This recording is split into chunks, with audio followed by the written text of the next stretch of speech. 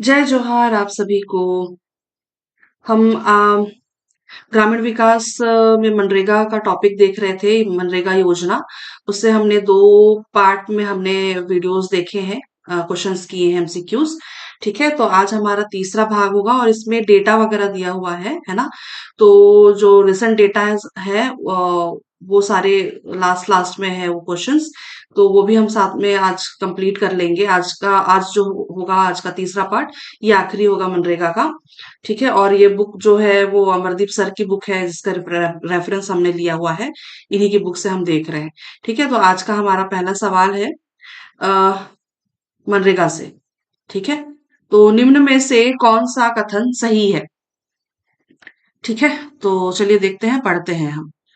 यदि स्कीम के अधीन कार्यरत व्यक्ति की मृत्यु हो जाती है ये नियोजन के प्रक्रम में, और उससे उद्धृत दुर्घटना के कारण वह स्थायी रूप से निशक्त हो जाता है, तो यथास्थिति वह उसके विधिक उत्तराधिकारियों को आम आदमी बीमा योजना या केंद्रीय सरकार द्वारा यथा अधिसूचित के अधीन हकदारी के अनुसार कार्यान्वयन अभिकरण द्वारा मुआवजा भुगतान किया जाएगा। तो ये वाला कथन जो है ना, ये सही है। ठीक है, ये कथन है सही। वापस देख लीजिए एक बार।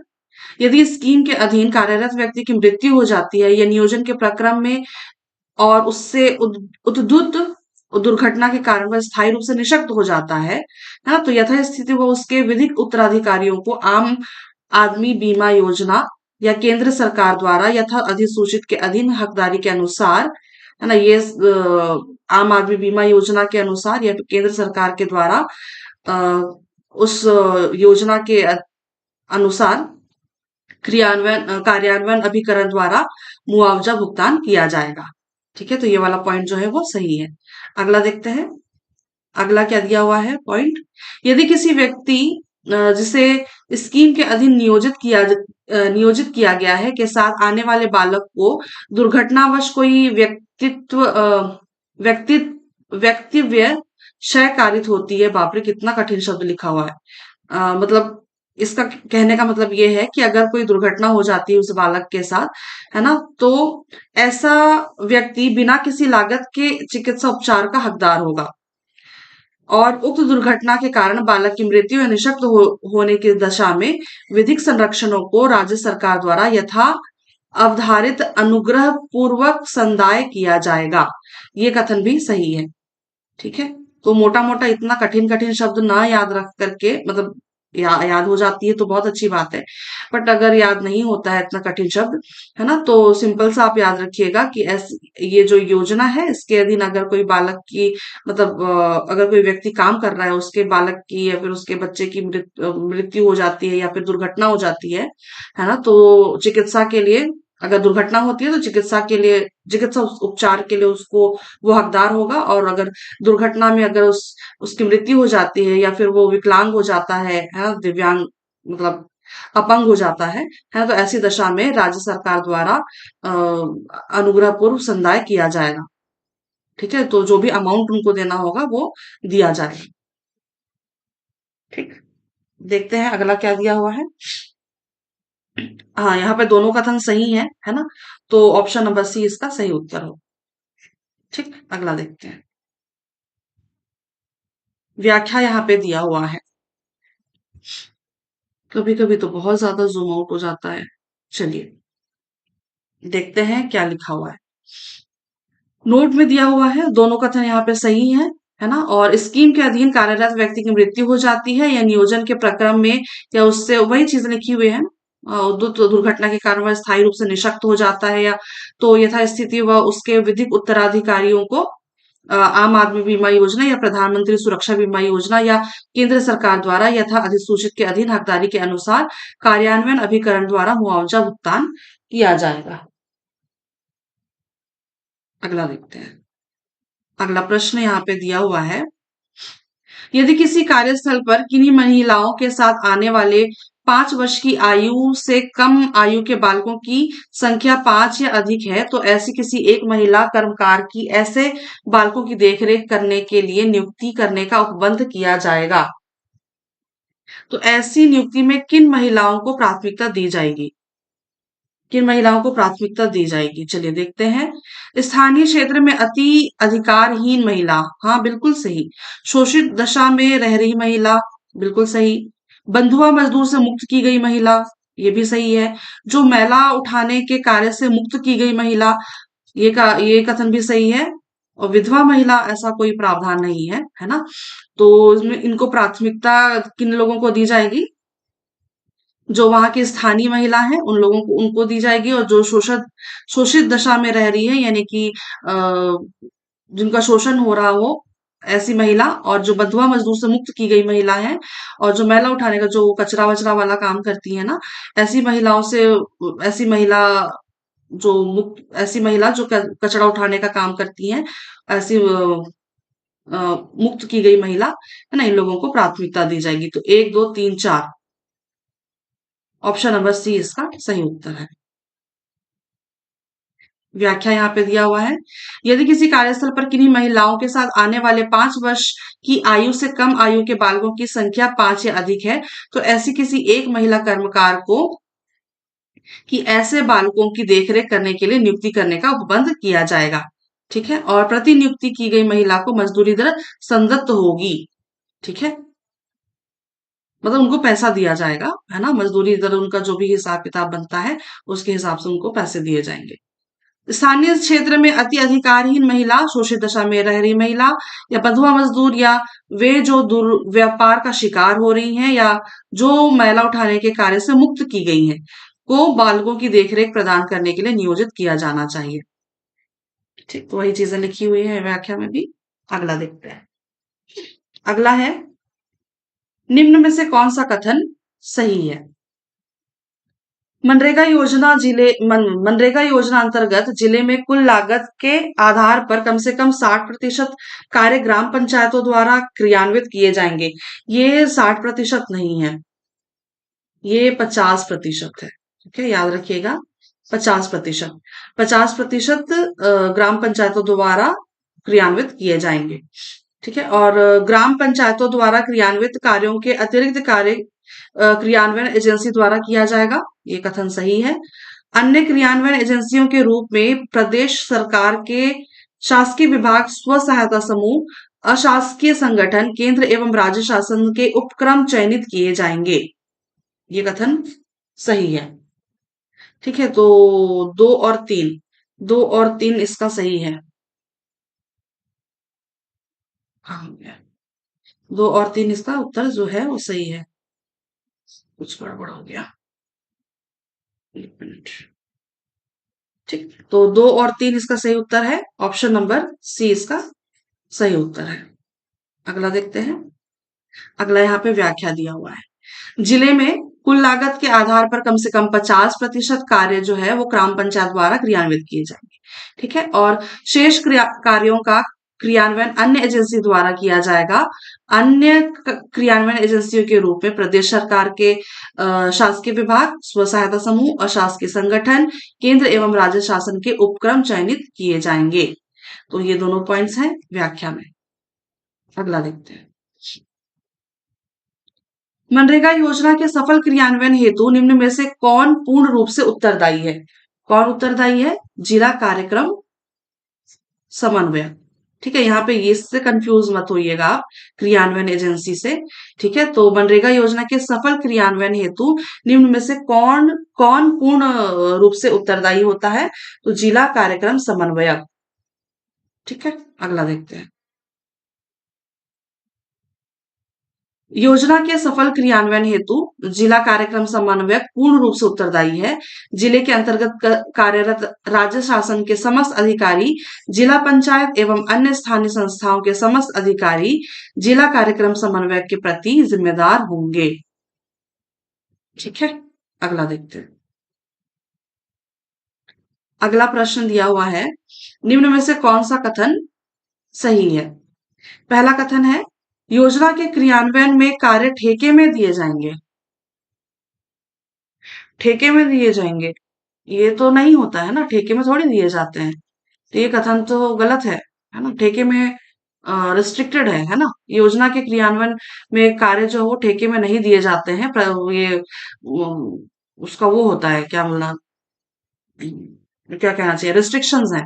ठीक है, तो ये वाला पहला वाला कथन जो है वो गलत है। संरचना की सुरक्षा एवं गुणवत्ता के निर्धारित मापदंडों को सुनिश्चित करते हुए मानव श्रम के स्थान पर कार्य करने वाली मशीनों, लेबर डिस्प्लेसिंग मशीन का प्रयोग प्रतिबंधित है। हाँ, ये बिल्कुल सही है। ठीक है, ये वाला कथन जो है ये सही है। मानव श्रम के स्थान पर अगर मतलब मानव श्रम का मतलब अगर कोई व्यक्ति काम कर रहा है ना, उसका श्रम लग रहा है ना, तो वहां पे जो मशीन है, वहां पे मशीन को हम नहीं लगा सकते, वो प्रतिबंधित है। ठीक है, तो ये वाला कथन, दूसरा वाला कथन जो है वो गलत, सही है, सॉरी, है ना। तो सिर्फ दो सही है ना, केवल दो इसका सही उत्तर हो जाएगा, ऑप्शन नंबर बी। व्याख्या दिया हुआ है, योजना के क्रियान्वयन में ठेकेदारी प्रथा जो है वो प्रतिबंधित रहेगी। संरचना की सुरक्षा एवं गुणवत्ता के निर्धारित मापदंडों को सुनिश्चित करते हुए मानव श्रम के स्थान पर कार्य करने वाली मशीनों का प्रयोग प्रतिबंधित रहेगा। अगला प्रश्न क्या कहता है हमें, निम्न में से कौन सा कथन सही है?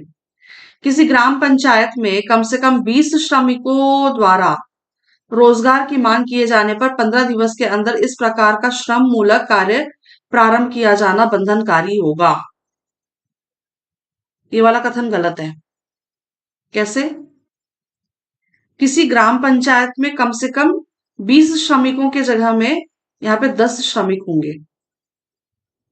ठीक है, यहाँ पे 10 श्रमिक होंगे।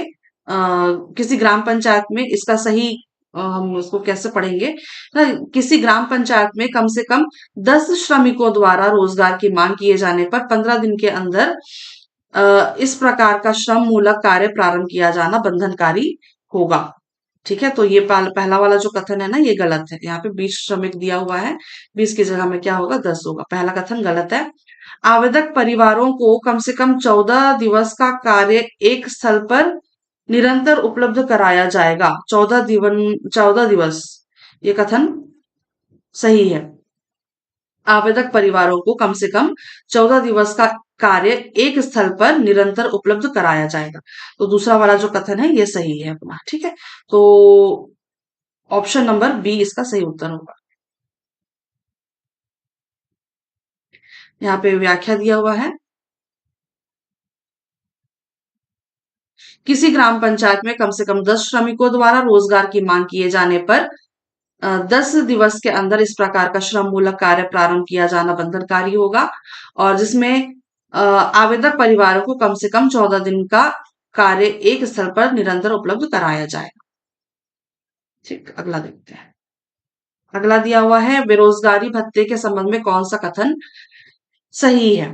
बेरोजगारी भत्ते के बारे में बोला गया है, चलिए एक बार देखते हैं। बेरोजगारी भत्ते हेतु प्राप्त आवेदन पत्रों पर नियंत्रण जनपद पंचायत विकासखंड के कार्यक्रम अधिकारी द्वारा लिया जाएगा। ये कथन सही है। मतलब यहाँ पे ये कहा गया है कि बेरोजगारी भत्ते हेतु प्राप्त आवेदन पत्रों पर निर्णय जनपद पंचायत विकासखंड के कार्यक्रम अधिकारी द्वारा लिया जाएगा। कथन सही है। और फिर जनपद पंचायत प्राप्त आवेदनों, सॉरी, जनपद पंचायत प्राप्त आवेदन पत्रों की छानबीन या परीक्षण करेगी और उसे अपनी टिप्पणी के साथ कार्यक्रम अधिकारी को 5 दिवस के भीतर भेजेगी। ये टिप्पणी के साथ कार्यक्रम अधिकारी को 5 दिन के अंदर भेजेगी तो जरूर, है ना, ये सब होगा जरूर, बट ये जनपद पंचायत के लिए नहीं है ना, ये ग्राम पंचायत के लिए होगा। ठीक है, ये ग्राम पंचायत के लिए है। ग्राम पंचायत जो है ये प्राप्त आवेदनों की अ, आवेदन पत्रों की छानबीन करेगी, उसका परीक्षण करेगी, और उसके बाद उस पे अपना टिप्पणी दे करके, है ना, अपना जो भी उसको टिप्पणी देनी होगी लिखेगा, और उसके साथ फिर वो कार्यक्रम अधिकारी को 5 दिन के अंदर भेजेगी। ठीक है, तो ये ग्राम पंचायत करता है, तो ये वाला जो कथन है ना, ये गलत है। फिर अगला क्या कहता है, आवेदक द्वारा आवेदन प्रस्तुत करने की तिथि से 7 दिवस के भीतर बेरोजगारी भत्ते की स्वीकृति या अस्वीकृति के संबंध में निर्णय लिया जाएगा। तो ये वाला कथन भी गलत है, क्योंकि यहाँ पे प्रस्तुत आवेदन की तिथि से 7 दिन नहीं है, ये 10 दिन है। ठीक है, 10 दिन के भीतर बेरोजगारी भत्ते की स्वीकृति या फिर अस्वीकृति के संबंध में निर्णय लिया जाएगा। ठीक है, और ये वाला कथन जो है अपना गलत हो जाता है। ठीक है, और फिर चौथा कथन क्या कहता है कि आदेश या निर्णय की प्रति आवेदक ग्राम पंचायत एवं जिला कार्यक्रम समन्वयक को अनिवार्यतः उपलब्ध कराई जाएगी। आदेश या निर्णय की प्रति यानी कि कॉपी, है ना, यानी कि कॉपी आवेदक ग्राम पंचायत एवं जिला कार्यक्रम समन्वयक को अनिवार्यतः उपलब्ध कराई जाएगी, ये कथन सही है। बेरोजगारी भत्ते की स्वीकृति की दशा में कार्यक्रम अधिकारी को प्रत्येक आवेदन में रोजगार उपलब्ध नहीं कराने का कारण दर्शाना आवश्यक होगा, ये कथन भी सही है। बेरोजगारी भत्ते का भुगतान भी उसी तरह किया जाएगा जिस तरह मजदूरी का भुगतान किया जाता है। हाँ, ये कथन भी सही है। तो कौन कौन सा कथन हमारा सही हो जाता है? एक हमें सही पूछा गया है ना, पहला सही है 1, 4, 5, 6, 1, 4, 5, 6 ऑप्शन नंबर डी इसका सही उत्तर है। अगला देखते हैं, यहाँ पे व्याख्या दिया हुआ है। व्याख्या है, बेरोजगारी भत्ते हेतु प्राप्त आवेदन पत्रों पर निर्णय जनपद पंचायत विकासखंड के कार्यक्रम अधिकारी द्वारा लिया जाएगा। ग्राम पंचायत प्राप्त आवेदन पत्रों की छानबीन या परीक्षण करेगी और उसे फिर अपनी टीम के साथ कार्यक्रम अधिकारी को 5 दिवस के अंदर भेजेगी। वही चीजें हैं जो उसमें लिखी हुई थी, सॉरी कथन में लिखा हुआ है। ठीक है, तो ग्राम पंचायत उसकी छानबीन करेगा। ठीक है, मतलब वो चेक करेगा, है ना, जो भी गड़बड़ी तो नहीं है उस आवेदन पत्र में, है ना। तो आवेदन पत्र के बारे में वो आवेदन पत्र की छानबीन करेगा, उसका निरीक्षण करेगा, परीक्षण करेगा, चेक करेगा, है ना। उसके बाद ही तो फिर वो जनपद पंचायत में जाएगा ना।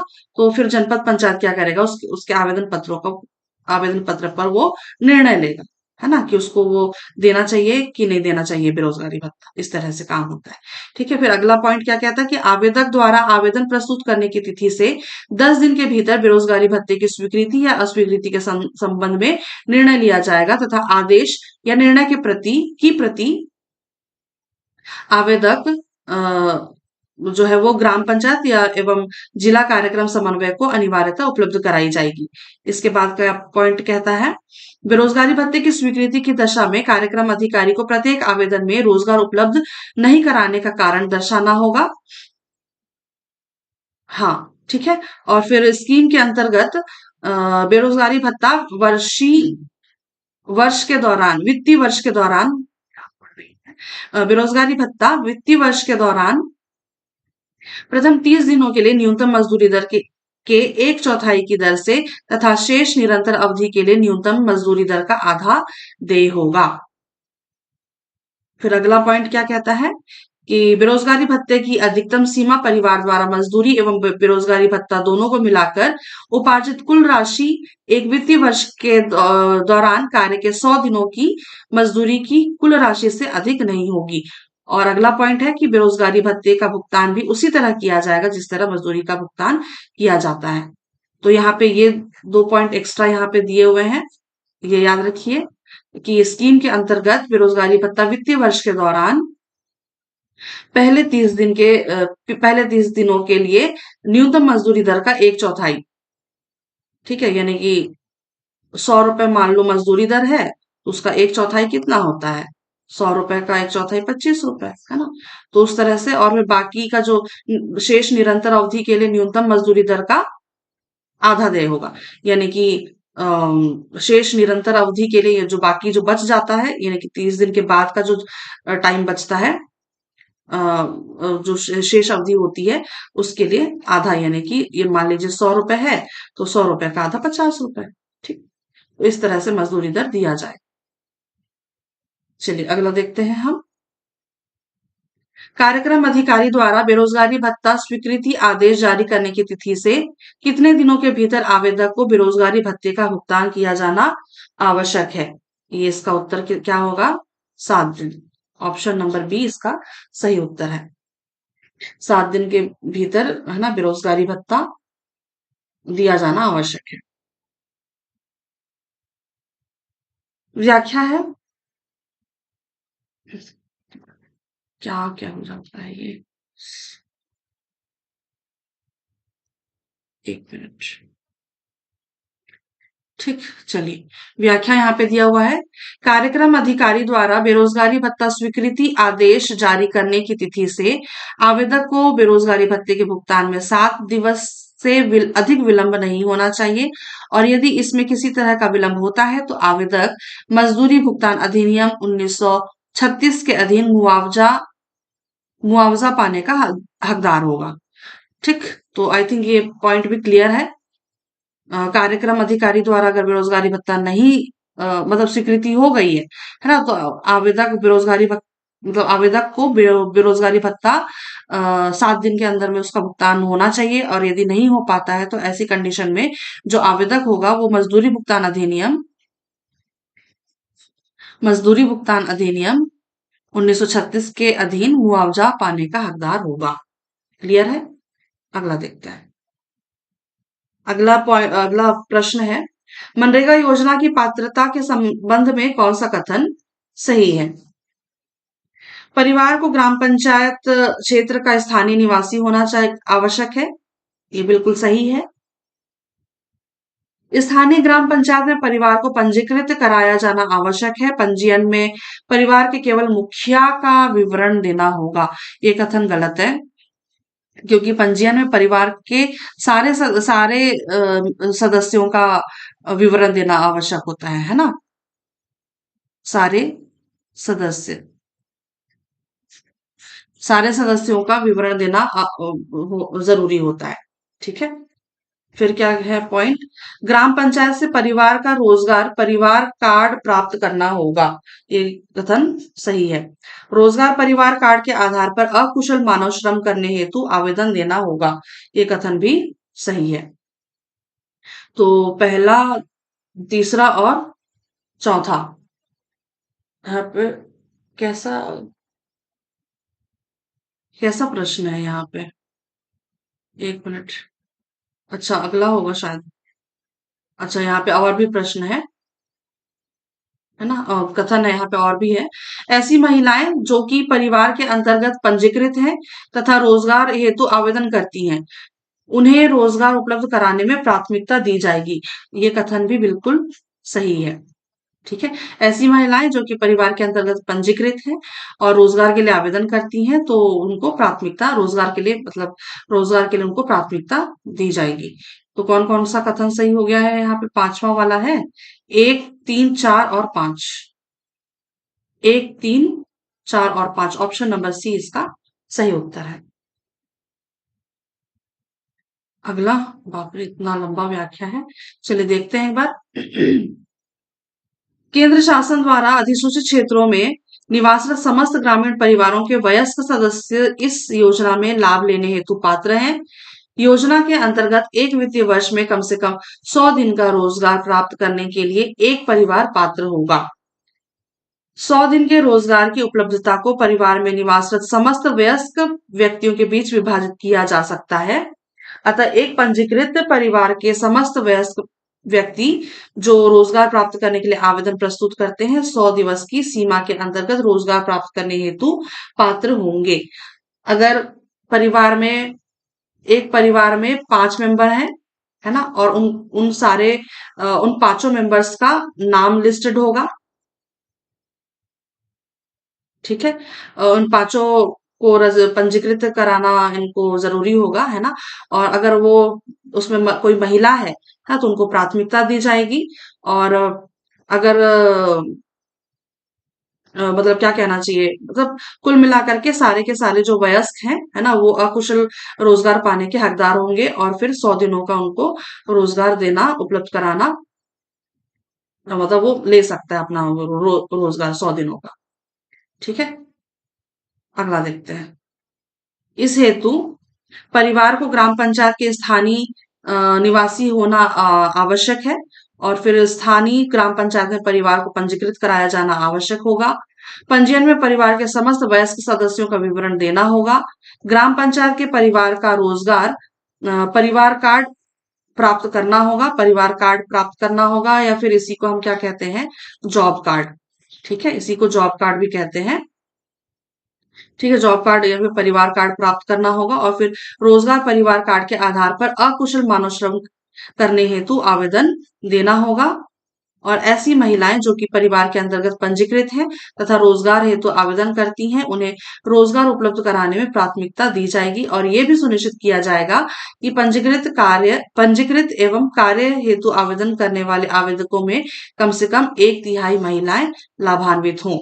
तो ये वाला पॉइंट भी याद रखिए, है ना, ये 1/3 महिलाएं लाभान्वित हों। ठीक, अगला देखते हैं। मैं ऐसे कथन वाले जो प्रश्न हैं, इनके साथ मैं व्याख्या इसलिए भी रीड कर रही हूँ कि प्रश्न के साथ हमें पता तो चल गया है ना कि हम कौन सा सही है कौन सा गलत है प्रश्न के साथ, है ना, लेकिन व्याख्या भी अगर हम साथ में रीड करते चलेंगे ना, तो उससे क्या होगा कि थोड़ा सा मतलब प्रश्न के साथ तो हम पढ़ ही रहे हैं, दूसरा हम क्या व्याख्या के साथ हमारा क्या रिवीजन हो जाना। ठीक है, तो इसीलिए दो दो बार हम पढ़ ले रहे हैं व्याख्या को भी, व्याख्या को मतलब एक साथ। चलिए अगला देखते हैं।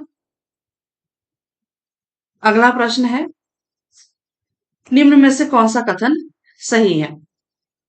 यदि ग्रामीण क्षेत्र में निवासरत दिव्यांग व्यक्ति आवेदन करता है तो उसे कार्य नहीं उपलब्ध कराया जाएगा। ये कथन सरासर गलत है। भाई जरूरी नहीं है ना, मतलब ऐसा तो है नहीं कि दिव्यांग है तो वो काम नहीं कर सकता है। तो मतलब ये वाला कथन इसलिए गलत है क्योंकि उसको, जो दिव्यांग होगा, उसको उसकी कार्य क्षमता के आधार पर उसको काम दिया जाएगा। उसको हम नकार नहीं सकते दिव्यांग को। ठीक है, अगर वो काम मांग रहा है तो उसको काम दिया जाएगा, बट उसकी कार्य क्षमता के आधार पर मतलब वो मतलब उस अगर मान लीजिए उसका दिव्यांग का मतलब, फॉर एग्जाम्पल अगर उसका पैर मतलब वो लंगड़ा है ना, चल नहीं सकता, बोलना थोड़ा सा गलत हो जाता है, अगर वो चल नहीं सकता है ना, तो चल नहीं सकता तो बट उसका हाथ तो काम कर रहा है, बट उसके पास स्किल है ना, उसके पास मान लीजिए स्किल है सिलाई करने की, तो उसके आधार पर उसको काम दिया जाएगा ना। तो इस तरह से काम दिया जाएगा कि वो अपने हाथों से काम कर पाए या फिर कंप्यूटर से रिलेटेड काम कर पाए, है ना, तो डेटा एंट्रीज वाले काम। तो ऐसा जरूरी नहीं है, तो उसकी कार्य क्षमता के आधार पर उसको काम दिया जाता है। ठीक है, और फिर मनरेगा योजना के अंतर्गत 65 वर्ष से अधिक आयु के वृद्ध को व्यक्ति को कार्य उपलब्ध नहीं कराया जाएगा। तो ऐसा ना, इस योजना के अंतर्गत आयु का कोई प्रावधान नहीं है ना, मतलब आयु डिसाइडेड नहीं है कि वो 65 साल का है कि 70 साल का है, ऐसा कुछ डिसाइडेड नहीं है इसमें। तो ये वाला कथन जो भी है ना, ये गलत है। तो दोनों कथन गलत है इसमें। तो न तो एक न तो दो, ऑप्शन नंबर डी इसका सही उत्तर है। अगला है, यदि ग्रामीण क्षेत्र में निवासरत दिव्यांग व्यक्ति आवेदन करता है तो उसकी योग्यता एवं क्षमता अनुसार कार्य दिया जाएगा। ठीक है, और फिर मनरेगा के तहत कार्य मांग करने की कोई अधिकतम आयु सीमा नहीं बताई गई है, अतः वृद्ध व्यक्ति को उसकी क्षमता के अनुरूप कार्य उपलब्ध कराया जाएगा। अगला देखते हैं। अगला है, छत्तीसगढ़ रोजगार गारंटी परिषद का अध्यक्ष कौन होता है? इसका अध्यक्ष होता है मुख्यमंत्री। छत्तीसगढ़ रोजगार गारंटी परिषद का अध्यक्ष मुख्यमंत्री होता है, जबकि पंचायत एवं ग्रामीण विकास मंत्री इसका उपाध्यक्ष होता है। अगला देखते हैं। निम्न में से कौन सा कथन सही है? पंजीकृत परिवारों को ग्राम पंचायत द्वारा परिवार रोजगार कार्ड या जॉब कार्ड जारी किया जाएगा। ये कथन सही है। देखा अभी थोड़ी देर पहले हमने। रोजगार कार्ड जारी होने के दिनांक से 5 वर्ष के लिए वैध होगा एवं प्रत्येक 5 वर्ष समाप्ति के बाद 1 माह के अंदर ग्राम पंचायत द्वारा नवीनीकृत किया जाएगा। ये कथन सही है। तो दोनों के दोनों कथन सही है ना, तो ऑप्शन नंबर सी इसका सही उत्तर है।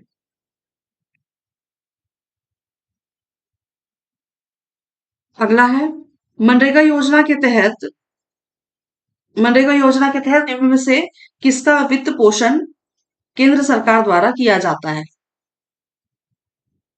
योजना के अंतर्गत अकुशल शारीरिक कार्य के लिए मजदूरी के भुगतान हेतु अपेक्षित राशि। उम, एक बार वापस पढ़ना चाहिए। मनरेगा योजना के तहत निम्न में से किसका वित्त पोषण केंद्र सरकार द्वारा किया जाता है? ठीक है। तो योजना के अंतर्गत अकुशल शारीरिक कार्य के लिए मजदूरी के भुगतान हेतु अपेक्षित राशि। हाँ, ये बिल्कुल कथन सही है ना? और कुशल और अर्ध कुशल श्रमिकों को मजदूरी के भुगतान सहित योजना की सामग्री लागत का 3/4 तक, ये कथन भी सही है। योजना के अंतर्गत देय बेरोजगारी भत्ते की लागत, ये कथन गलत है। योजना के अंतर्गत देय बेरोजगारी भत्ते की लागत ये केंद्र सरकार द्वारा, मतलब यहाँ पे तो ये क्या कहना चाहिए, वेतन भत्ते वगैरह हैं, है ना, वेतन भत्ते, बट बेरोजगारी भत्ते के बारे में नहीं है। प्रशासनिक व्यय के बारे में प्रावधान है। प्रशासनिक व्यय या फिर जो कर्मचारी हो, जो अधिकारी है ना, उनका वेतन भत्ता, इनके बारे में प्रावधान है इस योजना के अंदर। तो पहला और दूसरा व्याख्या भी देखेंगे हम। तीसरा वाला जो कथन है ना, ये गलत है। पहला और दूसरा, एक दो, ऑप्शन नंबर ए इसका सही उत्तर है। व्याख्या देख लेते हैं एक बार। केंद्र सरकार द्वारा इस संबंध में बनाए जाने वाले नियमों के अधीन रहते हुए केंद्र सरकार निम्नलिखित लागत वहन करेगी। योजना के अंतर्गत अकुशल शारीरिक कार्य के लिए मजदूरी भुगतान हेतु अपेक्षित राशि, कुशल और अर्धकुशल श्रमिकों को मजदूरी के भुगतान से योजना की सामग्री लागत का 3/4 तक। ठीक है। और फिर योजना की कुल लागत का ऐसा प्रतिशत जो केंद्र सरकार द्वारा प्रशासनिक व्ययों के लिए निर्धारित किया जा सकेगा, जिसमें कार्यक्रम अधिकारी और उनके सहायक कर्मचारियों के वेतन और भत्ते केंद्रीय परिषद के प्रशासनिक व्यय में शामिल हो सकेंगे। ठीक। तो ये वाला जो पॉइंट है, तीसरा वाला पॉइंट, आई थिंक आप लोगों को क्लियर होगा कि इस योजना की कुल लागत का ऐसा प्रतिशत जो केंद्र सरकार द्वारा प्रशासनिक व्यय के लिए निर्धारित किया जाएगा। केंद्र सरकार जो है वो प्रशासनिक व्यय पर अपना जो लागत है वो लगाएगी। ठीक है। और जिसमें क्या क्या इंक्लूडेड होगा, कार्यक्रम अधिकारी और उनके सहायक कर्मचारी का वेतन भत्ता और उनका प्रशासनिक केंद्र परिषद का प्रशासनिक व्यय। ठीक। अगला देखते हैं। अगला है मनरेगा योजना के तहत निम्न में से, अच्छा एक मिनट, हाँ ठीक है, व्याख्या ही देख रहे थे ना।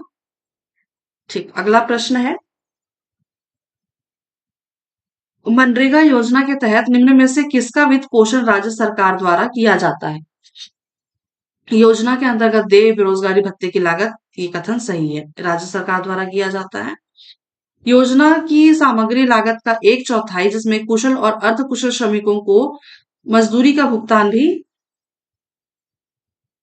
शामिल है, कथन भी सही है। योजना की सामग्री लागत का 1/4 जिसमें कुशल और अर्ध कुशल श्रमिकों को मजदूरी का भुगतान भी शामिल है और राज्य परिषद के प्रशासनिक व्यय, ये कथन भी सही है। ठीक है। तो 1 2 3 इसका सही उत्तर होगा, ऑप्शन नंबर सी। व्याख्या है, राज्य सरकार निम्नलिखित की लागत वहन करेगी, अर्थात योजना के अंतर्गत देय बेरोजगारी भत्ते की लागत, योजना की सामग्री लागत का 1/4, कुशल और अर्धकुशल श्रमिकों को मजदूरी का भुगतान भी शामिल है और राज्य परिषद के प्रशासनिक व्यय। आई थिंक इतना ज्यादा टफ लैंग्वेज नहीं है, तो मेरे ख्याल से आप लोगों को समझ आ ही रहा होगा। ठीक है। अगला देखते हैं। अगला यहाँ पे डेटा से संबंधित है प्रश्न, है ना। जो कोई मनरेगा अधिनियम के उपबंधों का उल्लंघन करेगा उसे दोष सिद्धि पर कितने रुपए तक के जुर्माने से दंडित किया जा सकेगा? इसका सही उत्तर क्या हो जाएगा? 1,000 रुपए। 1,000 रुपए का इससे जुर्माना लिया जाएगा। अगला देखते हैं। मनरेगा योजना के संबंध में कौन सा कथन सही है? ग्राम सभा ग्राम पंचायत के भीतर कार्य के निष्पादन को मॉनिटर करेगी, कथन सही है। ऐसे प्रश्न हमने पहले किए हुए हैं, है ना?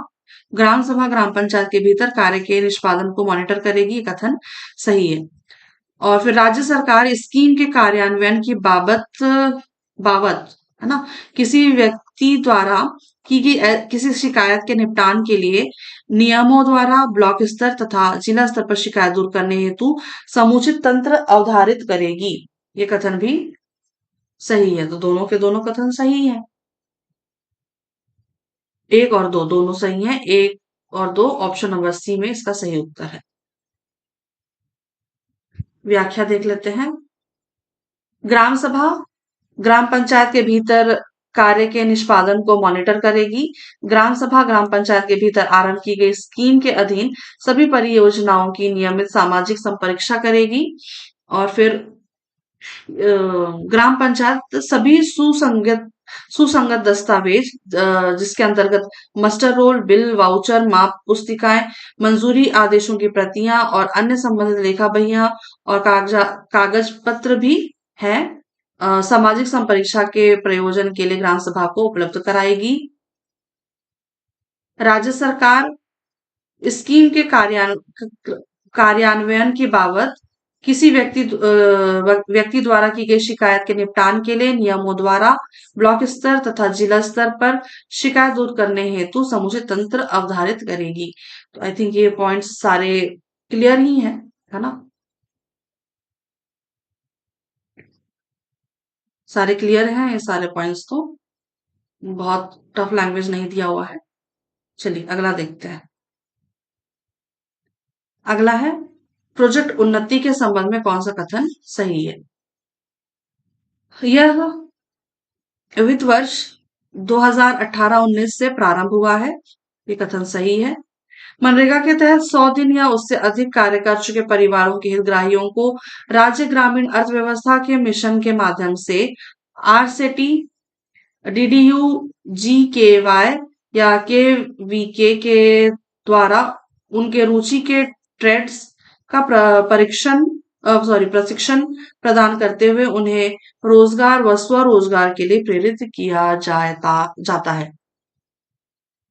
ये कथन भी सही है ना? अ, हाँ, ये कथन भी बिल्कुल सही है। प्रशिक्षण प्रदान करने हेतु करने के लिए रोजगार व स्वरोजगार के लिए प्रेरित किया जाता है। कथन सही है। तो पहला और दूसरा दोनों कथन सही है। हाँ, तो ऑप्शन नंबर सी इसका सही उत्तर होगा।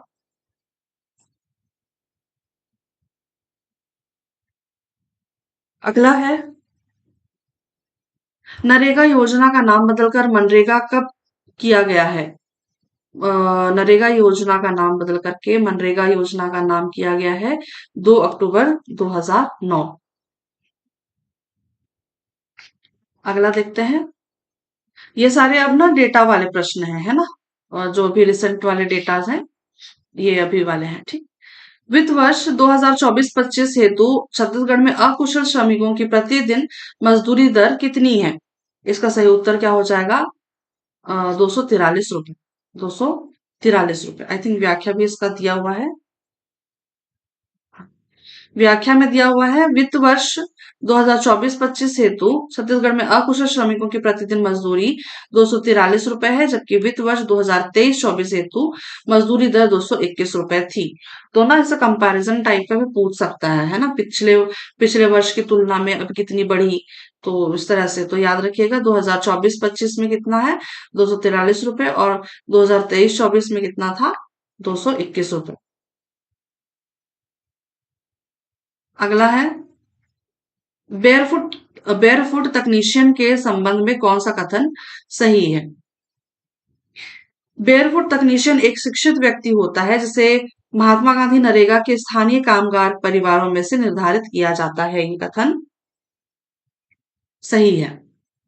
वह सक्रिय वर्तमान वित्तीय वर्ष और विगत 2 वित्तीय वर्षों में कार्य किया हो, कामगार परिवारों में से एक होना चाहिए। कथन भी सही है।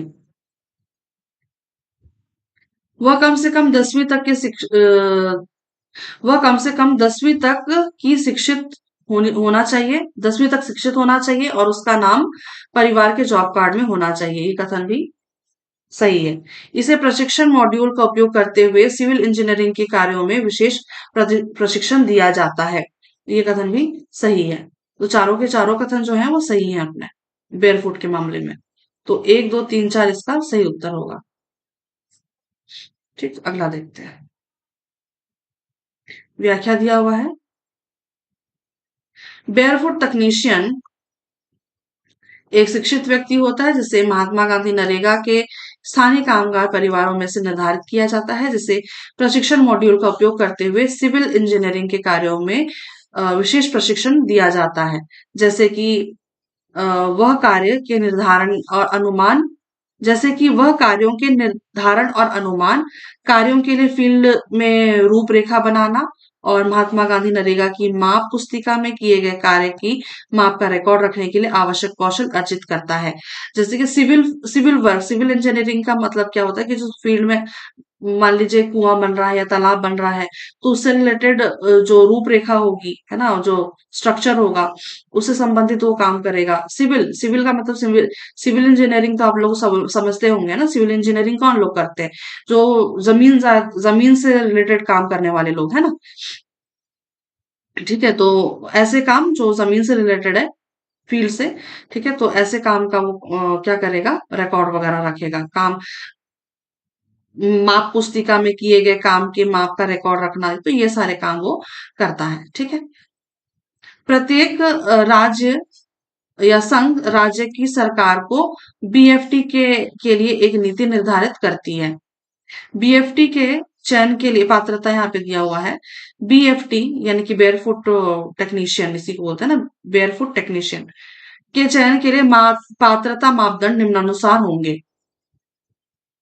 वह सक्रिय या मतलब वर्तमान वित्तीय वर्ष और विगत 2 वर्ष वित्तीय वर्षों में कार्य किया हो, कामगार परिवारों में से एक होना चाहिए। कामगार परिवार का मतलब होता है उसी परिवार से जिस परिवार का उसका जॉब कार्ड होगा, है ना।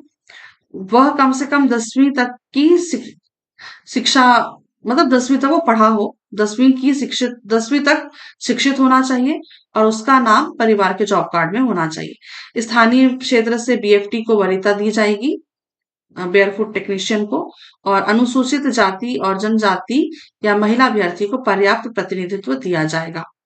ठीक है, तो ये तीन तीन पॉइंट्स हैं बेयरफुट टेक्नीशियंस की पात्रता के बारे में। अगला देखते हैं। अगला है महात्मा गांधी रोजगार गारंटी अधिनियम 2005 के संबंध में क्या सही है। इसका सीधा सीधा सा उत्तर याद रखिए। इसमें कुल अध्याय 7 है, सॉरी, कुल अध्याय 6 है, और कुल धारा 34 है, और अनुसूची 2 है। ठीक, तो ऑप्शन नंबर बी इसका सही उत्तर हो जाएगा। कुल अध्याय कितने हैं? 6, कुल धारा 34 और 2 अनुसूची। ऑप्शन नंबर बी इसका सही उत्तर है। यहाँ व्याख्या भी वही दिया है, कुल अध्याय 6, कुल धारा 34, अनुसूची 2, महात्मा गांधी रोजगार गारंटी अधिनियम 2005। अगला है, मनरेगा योजना के अंतर्गत छत्तीसगढ़ राज्य में वित्त वर्ष 2024-25 यानी कि सितंबर तक के लिए, है ना, पंजीकृत परिवारों की संख्या कितनी है? इसका सही उत्तर क्या होगा? 36.38 लाख। 36.38 लाख इसका सही उत्तर है। यहाँ पे व्याख्या में भी दिया हुआ है, मनरेगा योजना के अंतर्गत छत्तीसगढ़ राज्य में पंजीकृत परिवार, मनरेगा योजना के अंतर्गत ना पंजीकृत परिवार कितना है? 38 दशमलव, ये सॉरी, 2023-24 में है, 2023-24 का 38.34 लाख परिवार है, और फिर 2024-25 के सितंबर तक की डेटा है ये 36.38 लाख परिवार। अगला दिया हुआ है, मनरेगा योजना के अंतर्गत छत्तीसगढ़ राज्य में वित्त वर्ष 2024-25 सितंबर तक रोजगार उपलब्ध कराए गए परिवारों की संख्या कितनी है? इसका सही उत्तर हो जाएगा 21.17 लाख।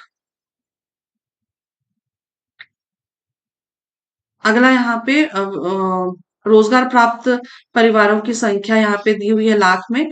ये 2023-24 की डेटा है, 24.77 लाख परिवार, और फिर है 2024-25 सितंबर तक में 21.17 लाख परिवार, रोजगार प्राप्त करने वाले परिवार।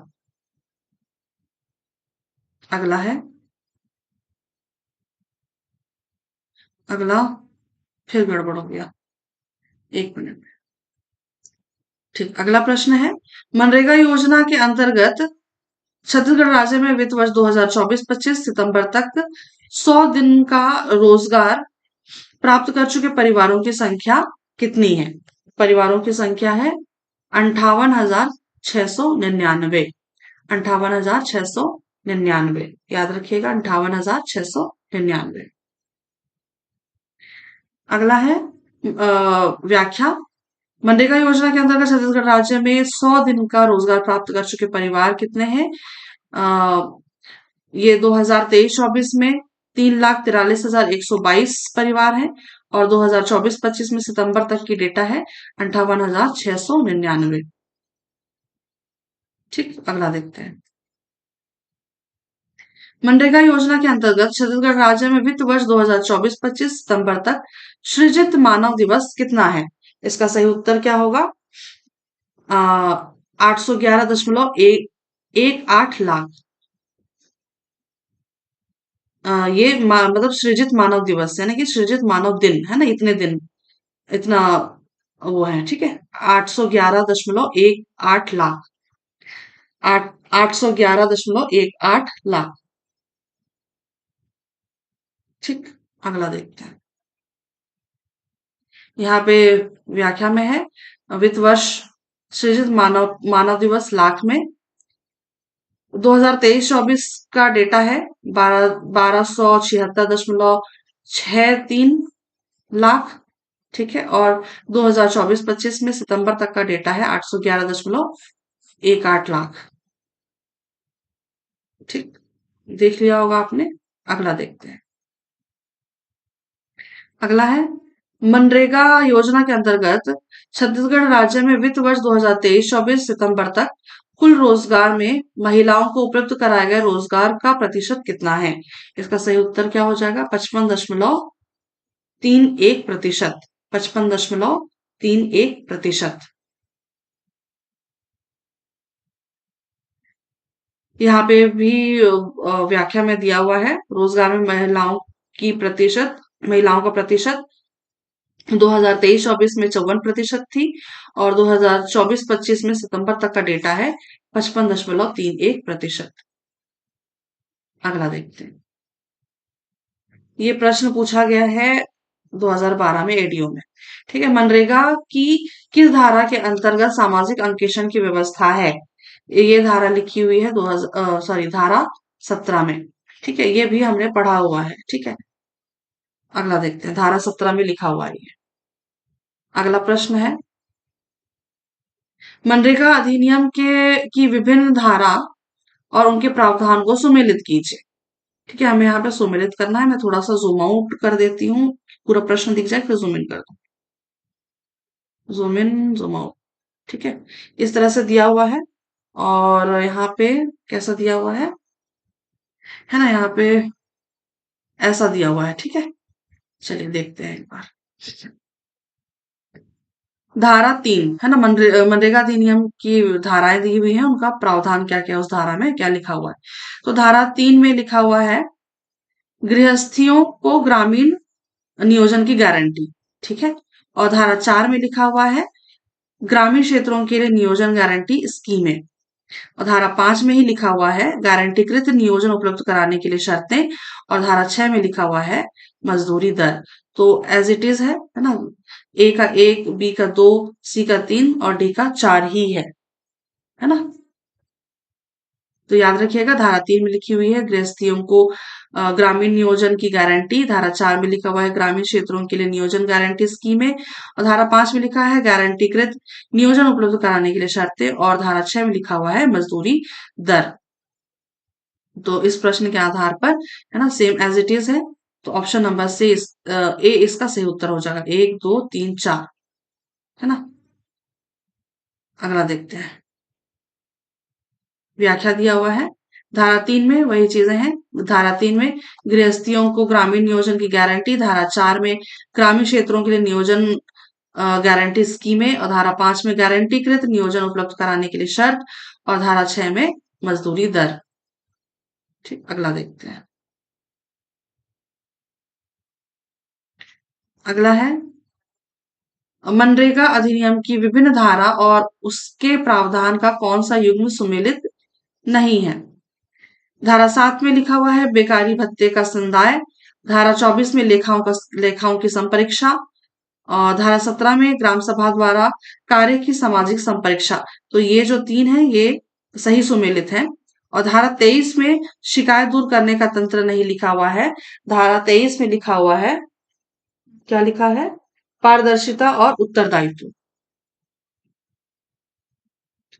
पारदर्शिता और उत्तरदायित्व।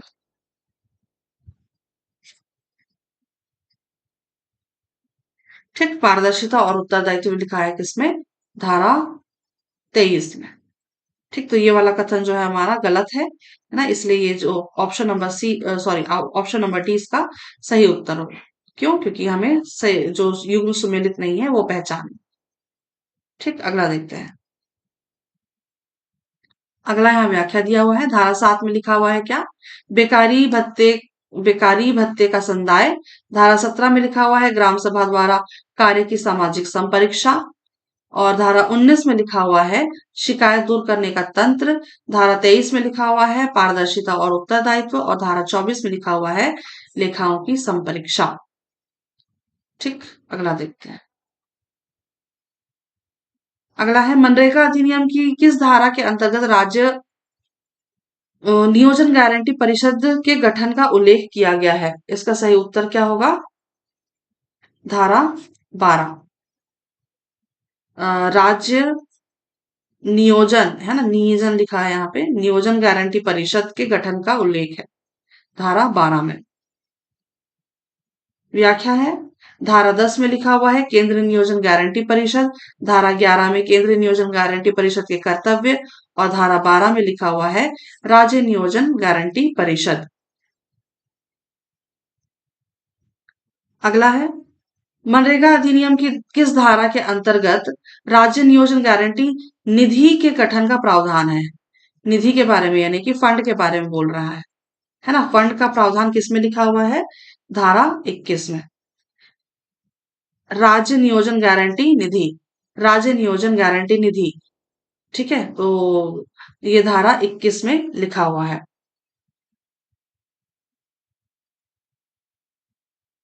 धारा 20 में लिखा हुआ है राष्ट्रीय नियोजन गारंटी निधि, धारा 21 में लिखा हुआ है राज्य नियोजन गारंटी निधि, और धारा 22 में लिखा हुआ है वित्त पोषण पैटर्न।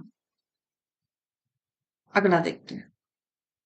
अगला यहाँ पे लिखा हुआ है, प्रश्न है मनरेगा अधिनियम की विभिन्न धारा और उनके प्रावधान में कौन सा युग्म सुमेलित नहीं है। चलिए देखते हैं। धारा 14 में लिखा हुआ है जिला कार्यक्रम समन्वयक के बारे में, ये सही है। धारा 15 कार्यक्रम अधिकारी, सही है। धारा 16 राज्य सरकार का उत्तरदायित्व, तो धारा 16 में राज्य सरकार का उत्तरदायित्व नहीं है, ग्राम पंचायत का उत्तरदायित्व है। ठीक है, ये यहाँ पे राज्य सरकार नहीं है, ग्राम पंचायत के बारे में है। ग्राम पंचायत का उत्तरदायित्व, तो ये वाला जो कथन है ना ये गलत है, सॉरी, ये युग्म जो है वो सुमेलित नहीं है। और धारा 34 में कठिनाइयों को दूर करने की शक्ति, ये वाला कथन भी जो है सही है। तो ऑप्शन नंबर सी इसका सही उत्तर होगा, क्योंकि हमें पूछा गया है कि कौन सा युग्म सुमेलित नहीं है ना। तो याद रखिएगा धारा 16 में है ग्राम पंचायत का उत्तरदायित्व। अगला देखते हैं। धारा 14 में लिखा हुआ है जिला कार्यक्रम समन्वयक, धारा 15 में कार्यक्रम अधिकारी, धारा 16 में ग्राम पंचायत के उत्तरदायित्व, और धारा 18 में राज्य सरकार का उत्तरदायित्व, और धारा 34 में कठिनाइयों को दूर करने की शक्ति। ठीक, अगला देखते हैं। मनरेगा अधिनियम का कौन सा अध्याय ग्रामीण क्षेत्र में नियोजन की गारंटी से संबंधित है। ये अध्याय 2 में लिखा हुआ है। ठीक है, मनरेगा अधिनियम का कौन सा अध्याय ग्रामीण क्षेत्र में नियोजन की गारंटी से संबंधित है? तो याद रखिएगा अध्याय 2। व्याख्या। अध्याय 1 में प्रारंभिक, है ना, जिसमें परिभाषा वगैरह होती है। अध्याय 2 में ग्रामीण क्षेत्र में नियोजन की गारंटी। अध्याय 3 में नियोजन गारंटी स्कीम। और यहाँ पे कुछ और भी लिखना था क्या? आई थिंक नहीं है। नियोजन गारंटी स्कीम के बारे में है। धारा 4 में, सॉरी, अध्याय 4 में कार्यान्वित और मॉनिटर करने वाले प्राधिकारी। अध्याय 5 में राष्ट्रीय और राज्य नियोजन गारंटी निधि की स्थापना और संपरीक्षा। और अध्याय 6 में प्रकीर्ण। प्रकीर्ण का मतलब होता है मिसलेनियस, है ना। और ये आई थिंक आप लोगों को याद करना पड़ेगा, रटना ही पड़ेगा, है ना। तो अध्याय 1 में प्रारंभिक, अध्याय 2 में ग्रामीण क्षेत्र में नियोजन की गारंटी, अध्याय 3 में नियोजन गारंटी स्कीम, अध्याय 4 में कार्यान्वित और मॉनिटर करने वाले प्राधिकारी, और अध्याय 5 में राष्ट्रीय और राज्य नियोजन गारंटी निधि की स्थापना और संपरीक्षा, और अध्याय 6 में प्रकीर्ण। अगला है, अगला है मनरेगा अधिनियम की विशेषता किस अनुसूची में बताई गई है? अनुसूची 1 में बताई गई है। मनरेगा अधिनियम की जो विशेषता है वो अनुसूची 1 में बताई गई है। क्या बताई गई है? व्याख्या देखते हैं। अनुसूची 1 में कहा गया है, धारा 4 के 3 से संबंधित है ना। अनुसूची 1 की धारा 4 का 3 से संबंधित है ना। ग्रामीण रोजगार गारंटी स्कीम की विशेषता, मतलब धारा 4 का 3 में लिखा हुआ है ग्रामीण रोजगार गारंटी स्कीम की विशेषता। और अनुसूची 2 में लिखा हुआ है, धारा 5 से संबंधित है ये। अनुसूची 2 जो है वो धारा 5 से संबंधित है। और स्कीम के अधीन गारंटीकृत रोजगार के लिए शर्तें और श्रमिकों की न्यूनतम हकदारी के बारे में लिखा हुआ है। ठीक। गारंटीकृत रोजगार के लिए शर्तें और श्रमिकों की न्यूनतम हकदारी। ठीक। तो यहाँ पे जो प्रश्न है हमारे, वो हमारे सारे समाप्त हो गए हैं मनरेगा से। तो जो भी था हमारा मनरेगा का टॉपिक, हमारा आज का कंप्लीट होता है। 3 पार्ट में इसको हमने देखा है। मैं डिस्क्रिप्शन बॉक्स में दोनों पार्ट का लिंक दे दूंगी। ठीक है, आप चाहें तो उसको ज्वाइन कर सकते हैं, मतलब देख सकते हैं। अब हम नेक्स्ट देखेंगे कोई और योजना। आई थिंक हम देखेंगे स्वर्ण जयंती ग्राम स्वरोजगार योजना, है ना। तो इससे जो भी प्रश्न है इस बुक में, वो हम देखेंगे नेक्स्ट वाली वीडियो में। मैं मिलती हूँ आप सभी से अगली वीडियो में। तब तक के लिए आप सभी को धन्यवाद, शुक्रिया और आभार।